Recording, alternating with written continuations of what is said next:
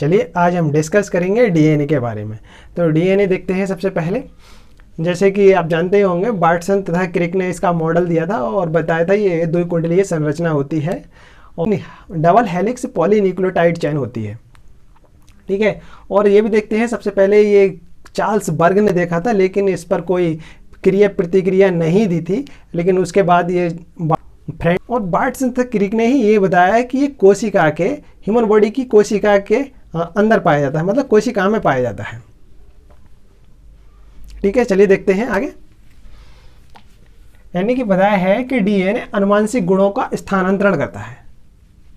ठीक है, और डीएनए का निर्माण कैसे होता है? तो डीएनए का निर्माण होता है क्रोमोसोम से, यानी क्रोमोसोम से डीएनए का निर्माण होता है और डीएनए के बाद जीन बनते हैं होता है।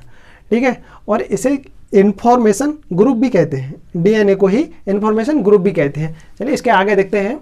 डीएनए आनुवंशिक गुणों को पीढ़ी दर पीढ़ी स्थानांतरण करने का कार्य करता है।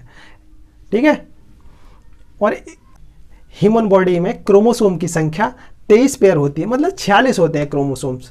तो क्रोमोसोम्स 46 होते हैं, उनमें से टू टाइप के क्रोमोसोम्स होते हैं। एक ऑटोसोमल क्रोमोसोम्स होते हैं, दूसरा सेक्स क्रोमोसोम्स होते हैं। तो ऑटोसोमल जो क्रोमोसोम्स होते हैं दोस्तों, तो ये 22 जोड़े होते हैं, मतलब 44 होते हैं। और जो 23वां पेयर होता है वो सेक्स क्रोमोसोम का होता है।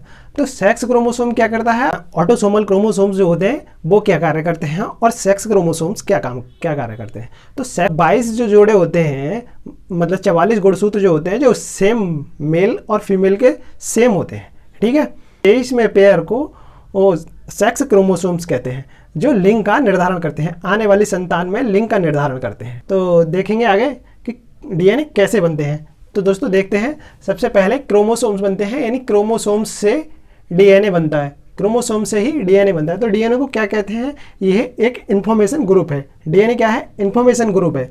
और डीएनए से बनते हैं जीन, यानी डीएनए पर ही जीन उपस्थित होते हैं। ठीक है, और जीन के बाद बनते हैं न्यूक्लियोटाइड। तो न्यूक्लियोटाइड जेनेटिक इन्फॉर्मेशन ही होती है, न्यूक्लियोटाइड में भी जेनेटिक इन्फॉर्मेशन ही होती है। ठीक है, तो डीएनए अणुओं का संश्लेषण करके अपने अनुसार उसमें कोई भी चेंज परिवर्तन कर सकते हैं। अपने अनुसार मतलब प्रजाति को तैयार किया जा सकता है। कोई भी चीज़ है तो बताया गया है कि डीएनए अणुओं को संश्लेषण कर नए डीएनए लक्षणों में अपने अनुसार चेंज या परिवर्तन कर सकते हैं। जो हमें चाहिए होता है हम वैसे ही परिवर्तन कर सकते हैं। जैसे बताया है शेप में, साइज में, आकार मतलब मोटाई में, हाइट में, तो उसी प्रकार से हम परिवर्तन इसमें कर सकते हैं। हमारे पास जीन होते हैं तो हम उन्हें ज़्यादा कैसे करते हैं, मतलब कैसे बढ़ाया जाता है उन्हें? तो बढ़ाया जाता है, नए तैयार किए गए डीएनए को बैक्टीरिया में प्रवेश कराया जाता है ताकि उसी के जैसी नई प्रतिलिपियाँ या कॉपी तैयार हो जाएं। बैक्टीरिया से जल्दी तैयार हो जाती हैं। खोए हुए माता पिता या खोए हुए बच्चे यानी अपराधी भी तो डीएनए द्वारा पहचान की जा सकती है। तो ये सबसे पहले इस तकनीक को एलेक जेफरिन ने 1986 में खोजा था, मतलब इसकी डिस्कवरी एलेक जेफरिन ने की थी। इस तकनीकी की डीएनए द्वारा अपराधी या बच्चों को माता पिता या माता पिता को बच्चों का पता आसानी से लगा सके डीएनए द्वारा। ठीक है, मानव गुणसूत्र में लगभग की संख्या 30,000 पाई जाती है, यानी मानव गुणसूत्र पर जीन लगभग 30,000 पाए जाते हैं। इनमें से अधिकतर जीन लाइब्रेरी में तैयार किए जाते हैं, यानी इनमें 30,000 में से भी अधिकतर जीन लाइब्रेरी में तैयार किए जाते हैं, जिन्हें आर्टिफिशियल सिंथेसिस कहते हैं। ठीक है, तो डीएनए में फॉस्फेट पाया जाता है। तो फॉस्फेट भी फॉस्फोरस के रूप में पाया जाता है। ये तत्व फॉस्फोरस होते हैं। तो फॉस्फोरस में भी न्यूक्लियोसाइड पाए जाते हैं डीएनए में, यानी बताया है कि डीएनए में फॉस्फेट पाए जाते हैं। तो फॉस्फेट भी फॉस्फोरस के रूप में पाया जाता है और फॉस्फोरस और न्यूक्लियोसाइड पाए जाते हैं, यानी ये तीनों पाए जाते हैं। न्यूक्लियोसाइड भी 2 टाइप के होते हैं, जैसे पहले शुगर आता है और फिर नाइट्रोजन बेस आ जाता है, नाइट्रोजनस बेस आ जाता है। अब इस नाइट्रोजन में भी, यानी नाइट्रोजन बेस में भी 2 टाइप के आते हैं। तो नाइट्रोजन 2 टाइप में एक 1 टाइप बनता है, मतलब पहला टाइप बनता है प्यूरिन और दूसरा बनता है पायरिमिडिन। तो पायरिमिडिन में थायमिन और साइटोसिन आता है और प्यूरिन में एडेनिन और ग्वानिन आता है, यानी एजी, ठीक है। एडेनिन और थाइमिन के बीच में डबल बॉन्ड आता है और ग्वानिन और साइटोसिन के बीच में ट्रिपल बॉन्ड आता है, ठीक है। चलिए डिस्कस करते हैं इसके स्ट्रक्चर के बारे में, थोड़ा समझते हैं यहाँ पर आगे देखते हैं। तो जैसे कि यहाँ पर बताया है कि ये नाइट्रोजनस बेस इसमें दोनों हेलिक्स के बीच में जो जुड़े हैं एडेनिन तथा थाइमिन के बीच में, तो एडेनिन थाइमिन ये होता है, यानी ये बाहर वाली संरचना एक नीचे की तरफ जाती है। डीएनए में दो हेलिक्स होते हैं, डबल हेलिक्स होता है, यानी डबल हेलिक्स होता है। तो डबल हेलिक्स में ये जो आपको दिख रही है ये संरचना सी, ये एक तो ऊपर की ओर जाती है और दूसरी ऊपर से नीचे की ओर आती है, जिनमें ये नाइट्रोजन बेस से जुड़ी होती हैं, ठीक है। तो ये इस चेन इसको क्या कहेंगे, इसको पॉलीन्यूक्लियोटाइड चेन कहेंगे, ठीक है। ये पॉलीन्यूक्लियोटाइड से बनी होती है और ये नाइट्रोजन बेस होते हैं, इन्हें नाइट्रोजन बेस कहते हैं। जैसे बताया गया है यहाँ पर ये नाइट्रोजन बेस होते हैं, ठीक है। और ये इधर देखना है आप, एडेनिन से थाइमिन जुड़ा है, ग्वानिन से साइटोसिन जुड़ा है और यहाँ पर ये इसी प्रकार से ये जुड़े रहते हैं।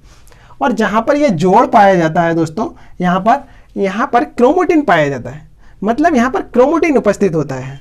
जहाँ पर मिलती हैं दोनों हेलिक्स हैं तो वहाँ पर क्रोमेटिन पाया जाता है। चलिए मतलब इसके स्ट्रक्चर के बारे में देखते हैं। तो स्ट्रक्चर में ये 2 लेग्स होती हैं, तो एक मतलब नंबर 1 लेग्स जो होती है वो ऊपर को आती है और सेकेंड लेग्स जो होती है वो नीचे को जाती है, मतलब उसकी आकृति कुछ ऐसी होती है। और ये शुगर फास्फेट की होती है, ये शुगर फास्फेट होते हैं, ठीक है। एक शुगर फास्फेट से होती है तो दूसरी पॉलीन्यूक्लियोटाइड से होती है। तो चलिए देखते हैं, यानी कि स्टडी ऑफ क्रोमोसोम्स, यानी देखते हैं कि स्टडी ऑफ क्रोमोसोम्स क्या कहलाते हैं। तो स्टडी ऑफ क्रोमोसोम्स क्रायोलॉजी कहलाते हैं या क्रायोटाइपिंग भी कहलाते हैं, ठीक है। ऑफ क्रोमोसोम को कैरियोलॉजी या कैरियोटाइपिंग भी कहते हैं, ठीक है। और बताया है इसे क्रोमोसोम को सबसे पहले किसने पढ़ा था, तो के नागेली नामक वैज्ञानिक ने सबसे पहले पढ़ा था इसे। डीएनए अणुओं का संश्लेषण करके, यानी कृत्रिम संश्लेषण करके जो नए डीएनए अणु प्राप्त होते हैं, डीएनए अणुओं का संश्लेषण करके मनचाहा या मन मर्जी का शेप साइज लाया जा सकता है, ठीक है दोस्तों।